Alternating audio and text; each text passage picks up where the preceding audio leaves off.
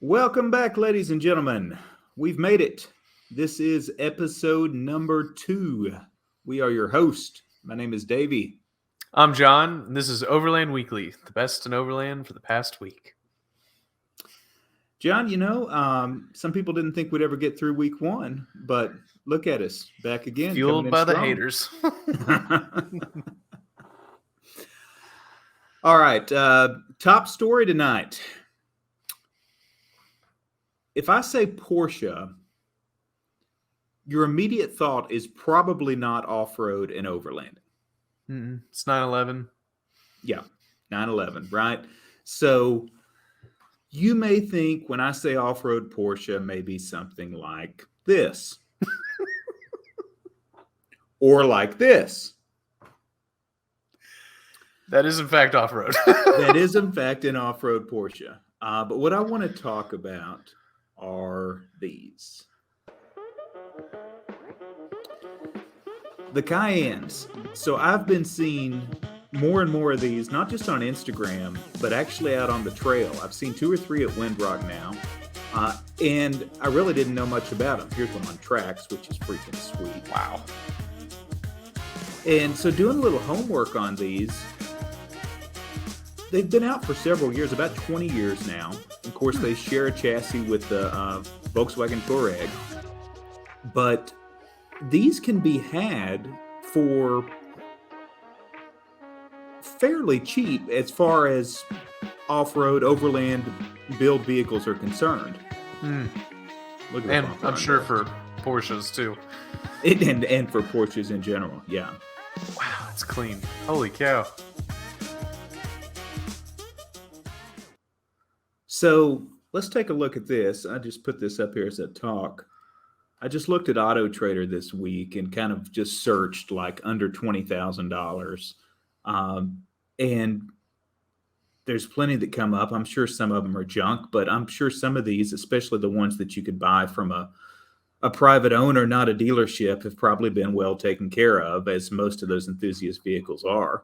But the 2008 to 2010 seems to kind of be the sweet spot where you could, not only could you get the Turbo S package, which is like 531 horse or something like that, but you could also get the off-road package, which was not common, but you can find them. And the off-road package consists of air suspension with a 4.5-inch lift available. Wow. Okay. A rear locker and sway bar disconnects. Wow. I had no idea Porsche even knew what a sway bar disconnect was. That's insane.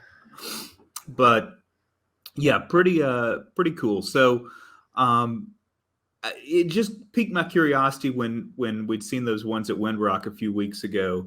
And I just assumed that they were going to be much more expensive. I didn't realize they'd been out that long. You know, that's the thing about Porsches will fool you because they don't look 20 years old. So I think I've heard that the Cayenne is why Porsche can do what they're doing now, because it sells so much and it's such a profit thing. Like, that's pretty much why everybody's going to SUVs, but I mean, all the stuff they're doing now, I'm sure, is because of the Cayenne, which is pretty amazing. So maybe we should all go buy one. Used, of course. Yeah. Yes. Which definitely helps Porsche a lot. We're going to have a communal Cayenne. Yes. Yes. Communal Cayenne. Oh, God. I'd say this is probably a vehicle that you don't want to own if you don't know how to work on your own stuff. But, man. Yeah, I wasn't going to. I didn't really research the maintenance cost. I think that's kind of his reputation. Yeah, but yeah, I don't know. 530 horse off road though. Holy cow! That's. I don't need to hear anymore. Yeah, Cries in 230. Oh man. Well, all right. Let's stay on this theme of really sweet rigs and take a look at this. Ooh.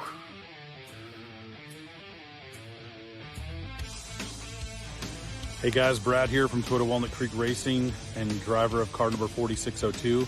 We are super excited to debut a little walk around on the new 4Runner build. Stay tuned while we show you around and show you some of the details on the car. I hate these kinds of things. I'm not good at it. I'm good at selling cars and hopefully driving, but not good at making videos. So bear with me as I take you through it. Okay. So I'm going to pause this before we let him talk about the truck here. First thing, what a sweet Toyota dealer. Yeah, right? That's sponsoring this because, you know, where we are, let's just say we haven't had any, what's the word? Nothing to write home about with the dealerships here. Yeah. I think the dealerships here have had more scandals than they've had like right home to mom builds, honestly. Yeah. Thanks, Middle Tennessee. Yeah. Okay, so let's start with the suspension. So the front suspension, obviously this is an IFS car. And so what we have on here is Marlin Crawler's famous RCLT HD kit. Wow. So what this does is give us long travel and beefs up the suspension in order to make it strong and super durable to go through King of the Hammer. Continuing on in the front suspension. So what we have is this Marlin Crawler kit bolts to the factory existing locations with some modifications. But what it does. And the first time I was watching this, John, I'm like, yeah, I've seen the long travel kit, but what's attached to the hub? Yeah. Why does my knuckle have a breather? Our tire gives us more support so that we are more stable in some sketchy sections, and it allows us to stuff some bigger tires, bigger shocks, and basically it's a bomb-proof kit. We've got our limit straps run off of it. We're really excited about seeing what this thing can do with all the upgrades that we've made. Hey guys, one of the things we are most excited about on this new fresh build is these portals from 74 Weld. We worked hand in hand with Quinn over there to develop these portals to fit with Marlin Crawler's RCLT long travel kit. We are super excited for the 3.8 inches of ground clearance we're picking up. Golly. We're also getting a 122 reduction in the gearing. We cannot wait to see what these things can do. They are literally stunningly beautiful, forged out of aluminum, quality work. So this truck, he's actually racing this truck, probably like as we speak, filming this at King of the Hammers this week. So this is my guy. I'm cheering for him the whole way, just based off this this video. Take a look at this. So this is from 74 Wow. Weld. That's the manufacturer of the portals. And these are, they're a U.S. company. They've done some other portal builds for some Jeep builds and some of the new Bronco stuff. But from everything I could find, this was the first set for any type of Toyota. That's monstrous. I mean, you've got Uniball for the lower, Uniball for the upper, a completely forged aluminum knuckle with the portal, and a 122 gear reduction. I mean, almost 4 inches of ground clearance. I think the crazy part is just looking at the outer tie rod, how much longer it is. Like, holy cow. Everything's a Uniball. Everything's massive. Golly. Yeah. I'll take it. It's sick. I can't wait to see how it performs and see the follow-up videos here in a couple of weeks. I have a feeling that the damage report, it's not going to be any of the suspension components. Let's put it that way. Yeah, I hope not too. You can tell that they mean business because every single nut that I can see has a paint mark on it. That's when you know that they're not messing around. Oh man, yeah, I'll take it. Make long travel portals for we'll take hundreds, two please. sets. We need a 100 series set and a 200 series set. Just we'll send you the addresses. We'll talk about you on every week video. Every video, I promise. Oh wow. All right, let's see. Next story. We saw that set of tracks earlier on that Porsche, right? So let's check this out. Yeah.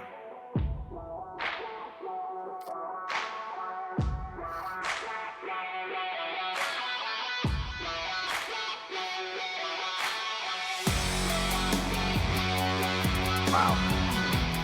These are from Ruby Tracks. Obviously a stellar built truck.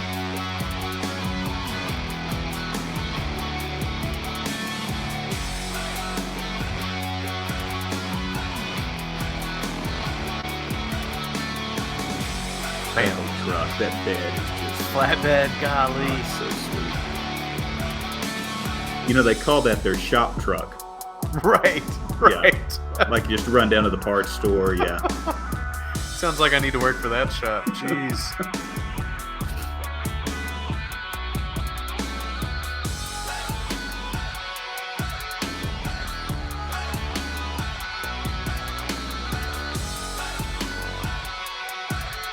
Tent front, gotta love it. Pulling a Jeep, gotta love it.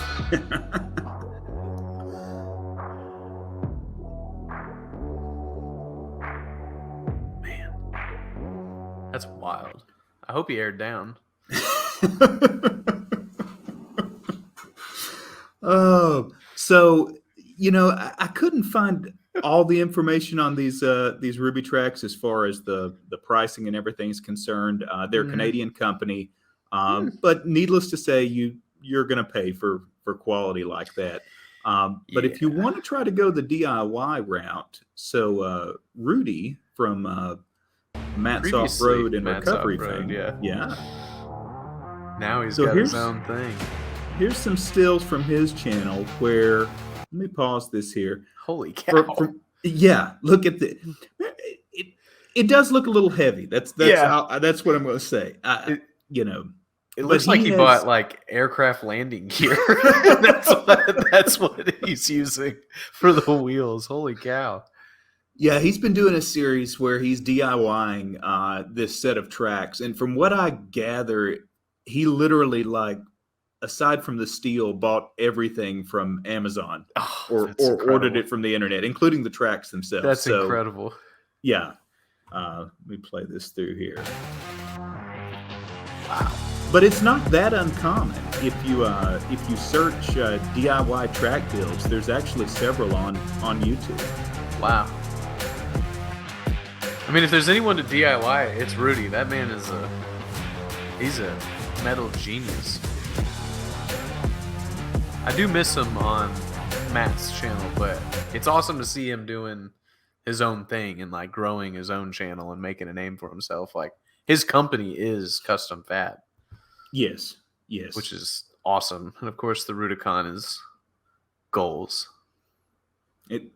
So yeah, that's what we were thinking. He had the 40s on this thing before, which they're not light. I don't care.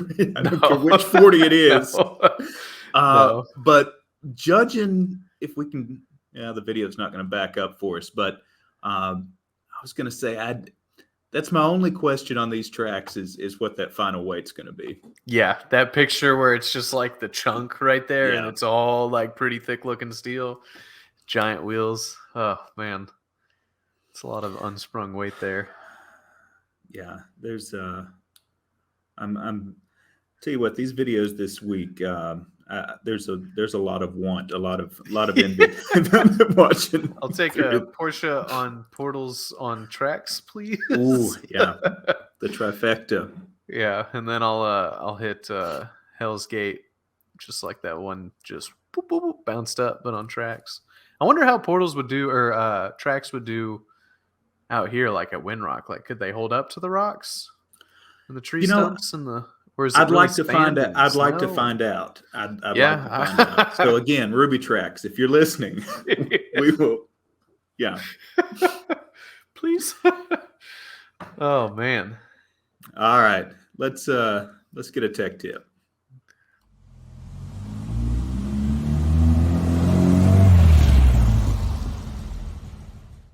Hello again, everyone, and welcome to this week's Tech Tip. Today, let's talk about one of those little things that can lead to large headaches if not properly maintained and cared for, and that is brake bleeder valves.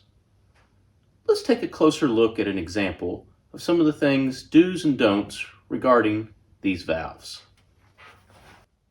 Okay, for today's example, let's talk about this bleeder valve located here on this junkyard axle that's been sitting around untouched for several years.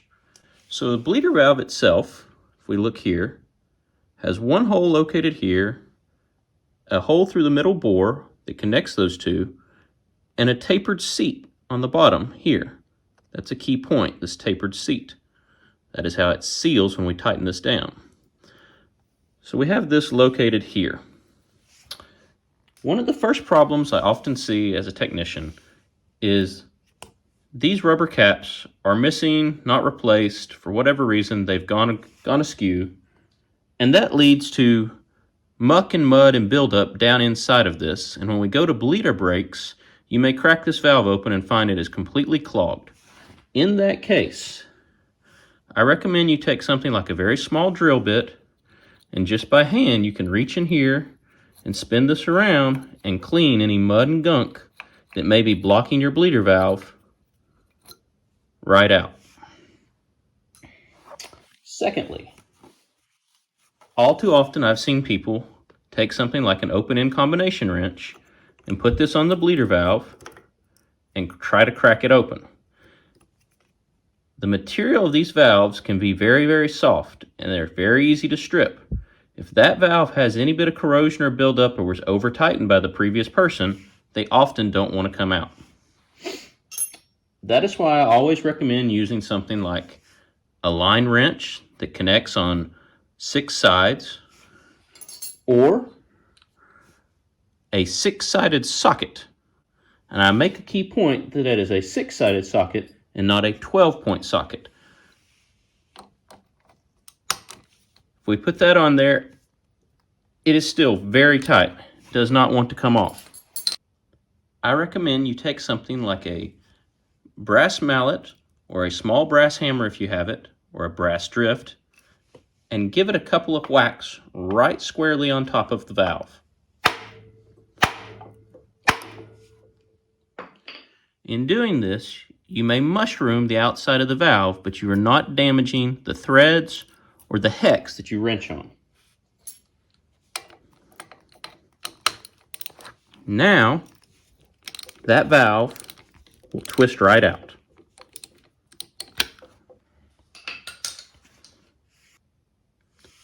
Okay, so we have removed our bleeder valve, and we can see here a lot of corrosion and buildup. And even though we passed that drill through, it is evident, look at the rust, the scale just coming right off. This hole right here is still clogged because all we could drill from the outside was in this direction. If I take our drill bit and we go this way, now we can open that up, and actually you can see the drill bit moving there and clean it all the way out.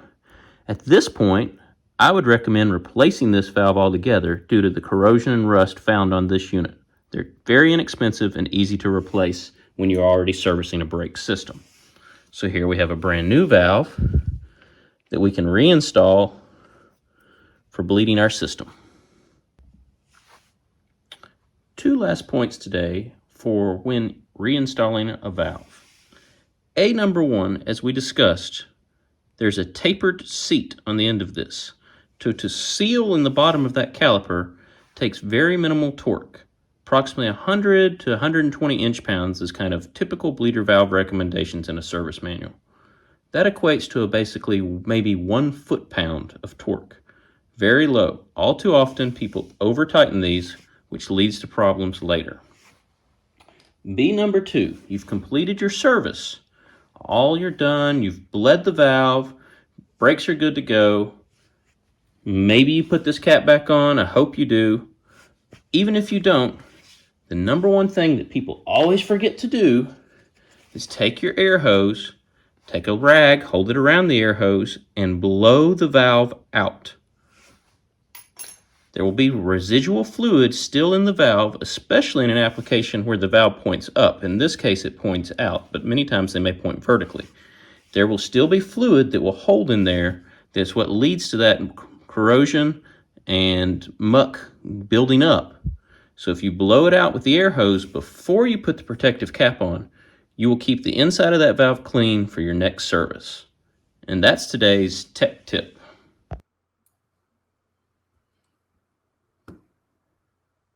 I just learned so much.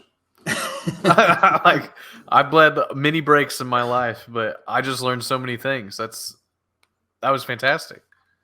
Well, I feel like Andrew's talking directly to me because I'm the one that's guilty of never putting the rubber cap back on any of those And yeah, seeing the places that my truck goes, that's probably not a good thing.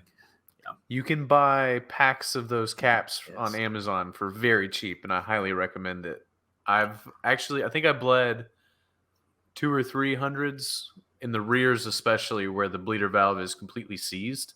And sometimes, if you're lucky, you can stab the brakes when the valve is open and they'll pop out. Otherwise, Andrew covered everything that you would ever need to do with your brake bleeder. Also, one last point, whacking the top of bolts with a hammer in general helps loosen them because it kind of knocks the rust and debris that's got it seized. So if you have to do that, or if you have a stuck whatever, instead of breaking it, just whack it. Especially if you've got that brass hammer. Yes, it's Harbor soft. Freight. Yeah. Do Yep. it. You'll use it more often than you'd think. Yep. Agreed. All right. Let's see who this week's Reader's Ride is.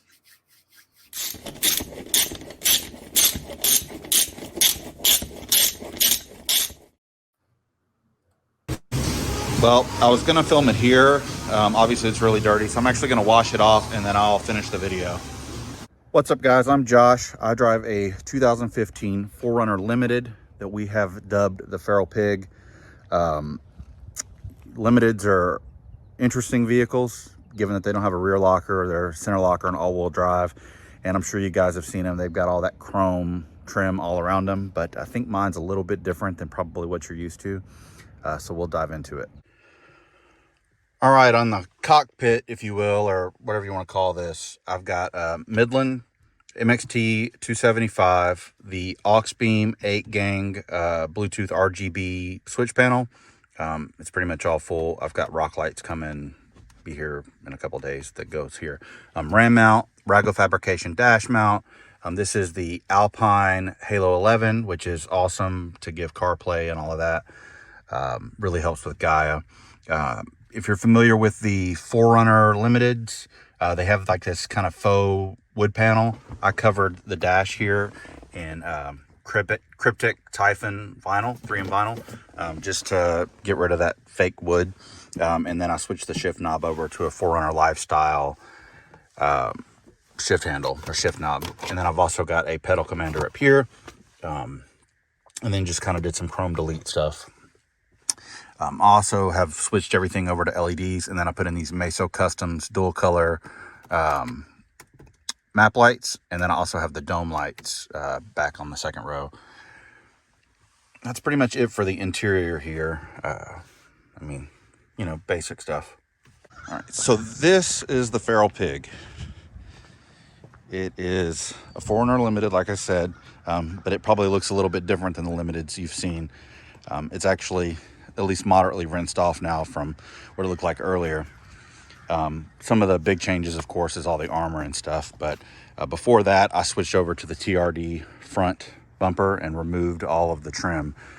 So I guess we'll start there. Obviously, change that out. And then use the Schrockworks rocker panel guard so I could run rock sliders.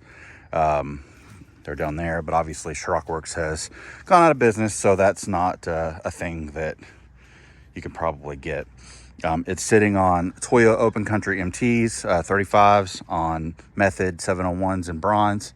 They're a -12 offset with the Spider Tracks 1.25" spacers. Let's see what else. Armor, we have the Windworks dual swing out. We removed the cross member, so we had to cut into the frame to put that on there. Running a couple jerry cans here. It's a Front Runner water can, and then the Wavian gas can. Obviously high lift jack. We've got CBI rock sliders with a kick out. CBI full skid plate steel underneath, gas tank all the way through. I went with steel just to be safe. It's heavy, but it is what it is. And then of course the CBI full Baja steel bumper, and the Factor 55 Fairlead there.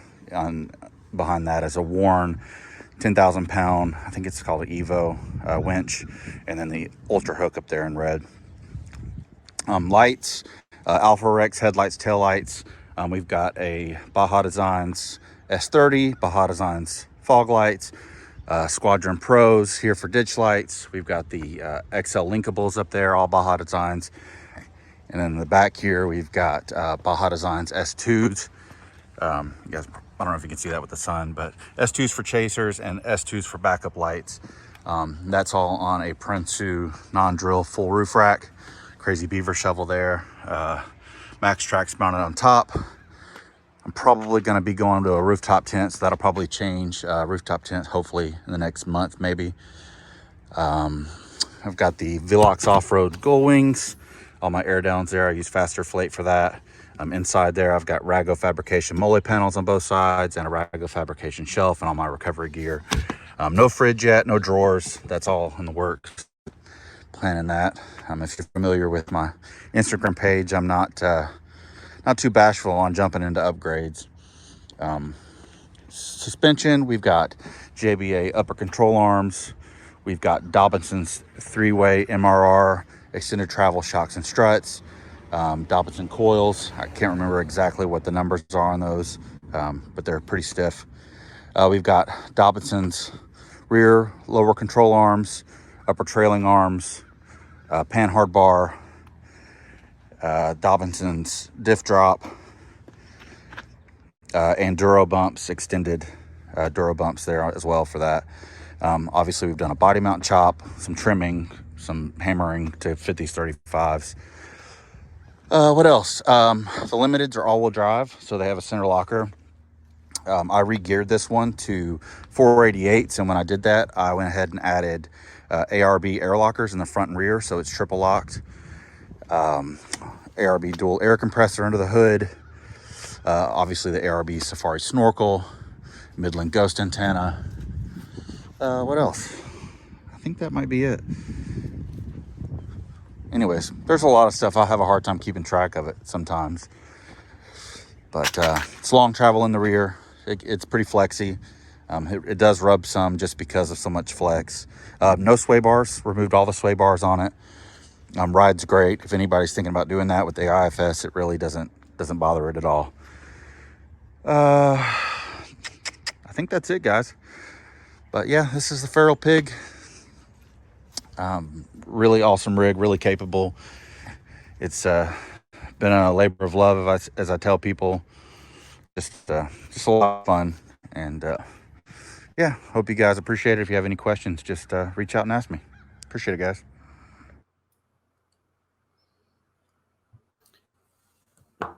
Pick one favorite part.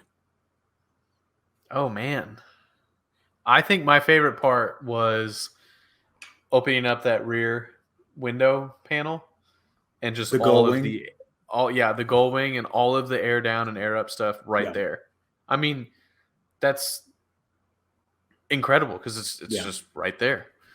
That truck is built. Holy shit.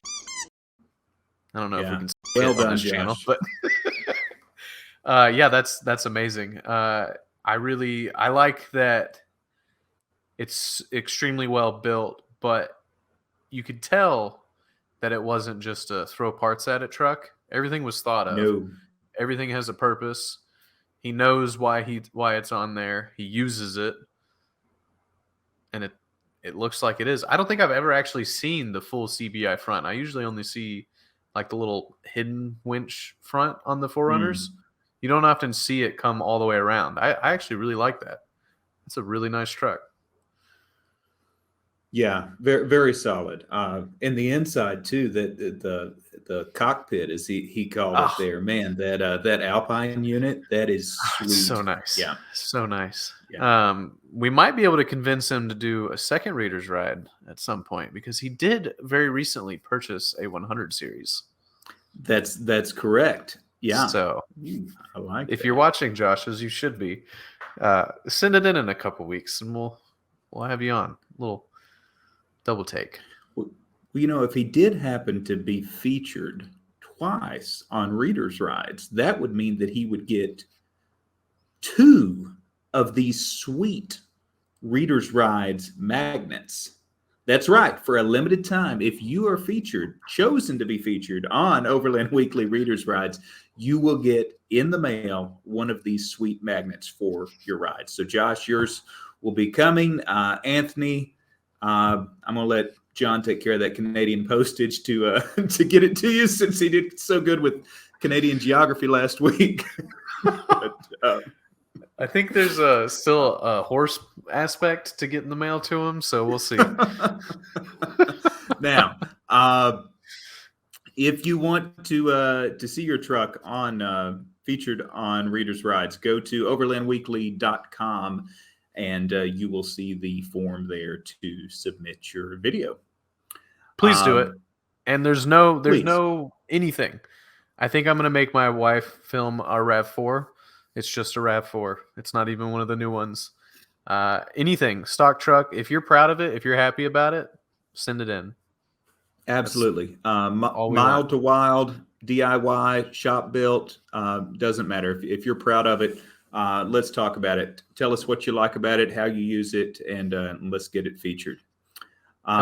With that said, if you come across any other content, the content that we review, the reels, that's what really drives this channel. That was kind of our original idea with this channel, is to review what's hot, what's going on. So please DM us. Just if you see that reel, you're scrolling through Instagram, whether it's somebody doing something stupid like trying to remove a coil without a spring compressor, or something a really cool build, just shoot it to us so we can talk about it, and we'd appreciate it. Yeah, absolutely. 2 weeks, John. We've done it 2 weeks now. How about that? Third time will be a charm. And then the fourth, the fifth, the sixth, and so on and forever. Hey, and thanks everybody for the support. We've had a lot of positive feedback after just one show, and we plan to keep this going. So we appreciate it, and we will see you next week.